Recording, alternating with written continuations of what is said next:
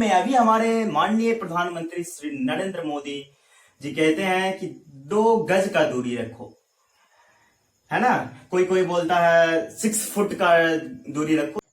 Subscribe करें हमारे YouTube channel को, साथ में बेल बटन भी दबाएं ताकि प्रत्येक वीडियो का नोटिफिकेशन सबसे पहले आप तक पहुंचे।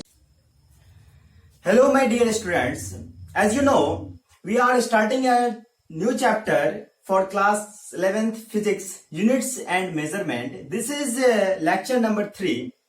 In the previous video lecture we are discussed about what is unit, what is fundamental quantities, basic physical quantities and all those things. In the second video lecture we are discussed about how do we measure a length and paradox method in details. In this video lecture we are going to discuss about system of unit. Okay, if you are not yet seen that video, you can go to the channel playlist and watch that video for details. Okay, so let's start. System of units. Okay, system of units. My dear students, as you know, there are 4 system of unit. Generally there are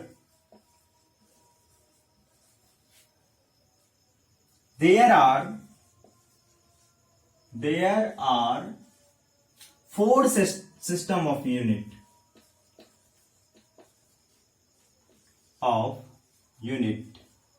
okay, first, जैसे कि आप जानते हैं कि सामान्यतः 4 system of unit हम लोग के व्यवहार करते हैं आमतौर पर, जिसमें पहला हम लोग पहले यूज करते थे सीजीएस सिस्टम.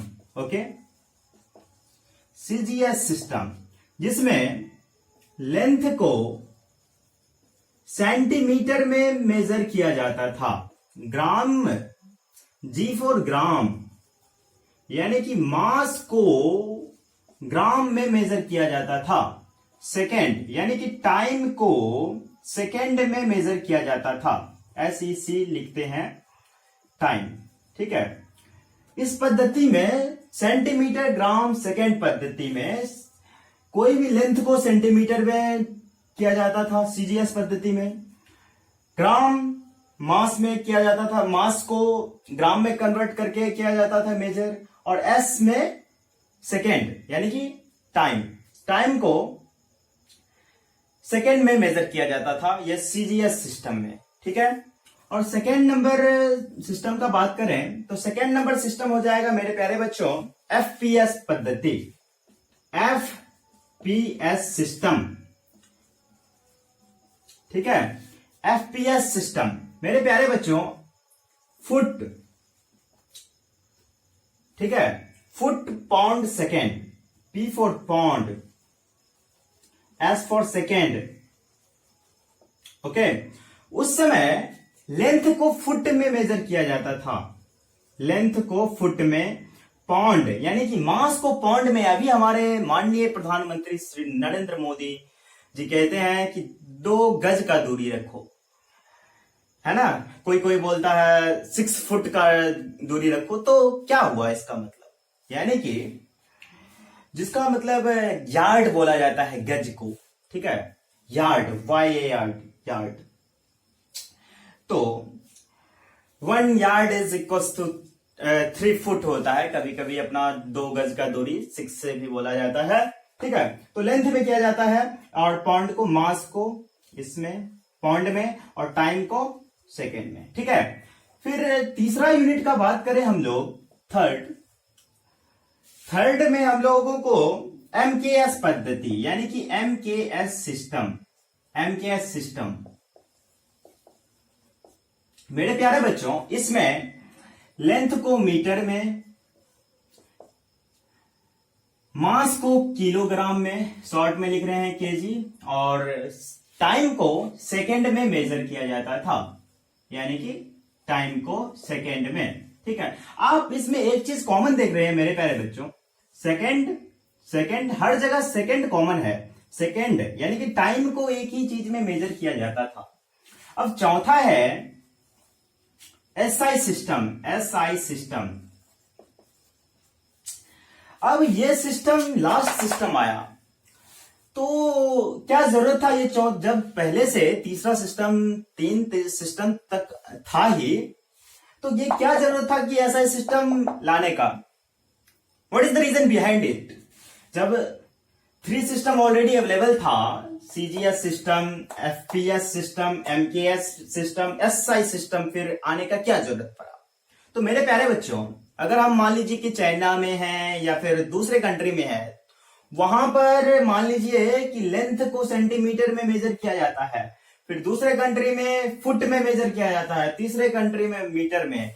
तो देर हर जगह अलग अलग मेजरिंग स्केल था, तो कंट्राडिक्शन वाली बात आ जाती थी। बहुत जगह बहुत सारी चीजों को सामना करना पड़ता था, बहुत सारी परेशानियों का सामना करना पड़ता था इस सिस्टम में। तो सारे देश के साइंटिस्ट फ्रांस की राजधानी पेरिस में ये मीटिंग किया, प्रत्येक देश के साइंटिस्ट, बहुत सारे देश के साइंटिस्ट आकर मीटिंग किया कि क्यों ना ऐसा सिस्टम बनाया जाए जिसमें पूरे वर्ल्ड में एक ही सिस्टम पर चले। क्यों ना इंटरनेशनल सिस्टम,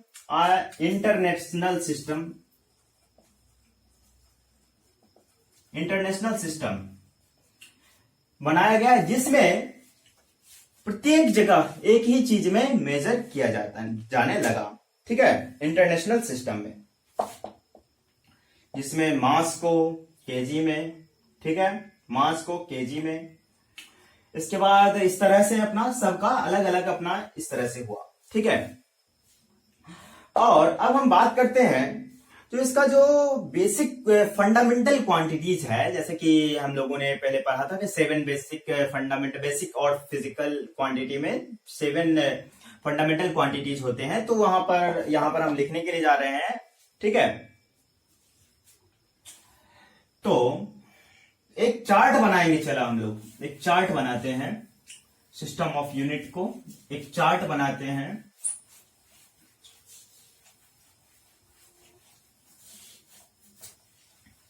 एक चार्ट, ठीक है, तो यहां पर लिख देते हैं फंडामेंटल क्वांटिटी। फंडामेंटल क्वांटिटी, ठीक है, फंडामेंटल क्वांटिटी। ठीक है, आप लोग भी लिख सकते हैं। ठीक है, यहां पर यूनिट। अब फंडामेंटल क्वांटिटी क्या सब होता है मेरे प्यारे बच्चों? मास हो गया आपका, लेंथ, मास, सेकंड में लेंथ,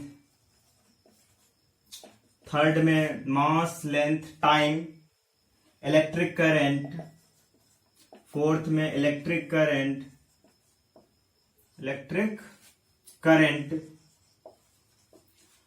5 नंबर हो गया आपका टेम्परेचर,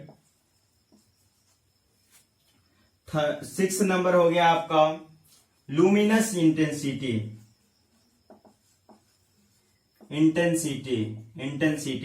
आप INT लिख दिए, आप शॉर्ट में आप अपना समझ सकते हैं, इंटेंसिटी लिखा हुआ है। और 6th नंबर में अमाउंट ऑफ सब्सटेंस।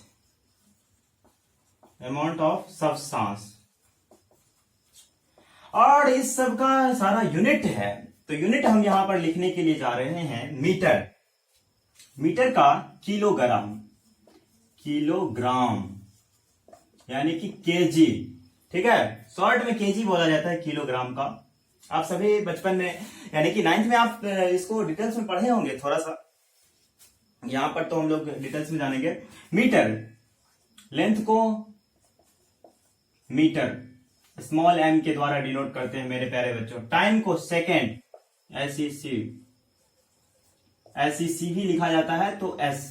ठीक है, सेकेंड को इस तरह से। एम्पियर, इलेक्ट्रिक करंट को एम्पियर। ठीक है, एम्पियर को A के द्वारा।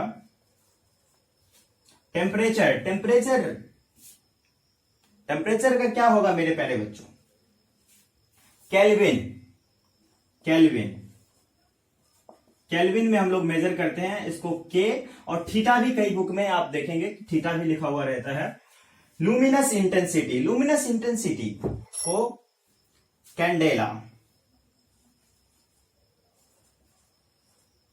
कैंडेला, सीडी, इसको शॉर्ट में अगर बोला जाए तो सीडी, इसका यूज होगा आगे चलकर, ठीक है, ऑप्टिक्स में इसका यूज होगा, ऑप्टिक्स में इसका ज्यादा यूज होने वाला है। अमाउंट ऑफ सब्सटेंस, मेरे प्यारे बच्चों, अमाउंट ऑफ सब्सटेंस हम लोगों को यूज होगा हीट एंड थर्मोडायनेमिक्स में, ज्यादातर केमिस्ट्री में यूज होगा।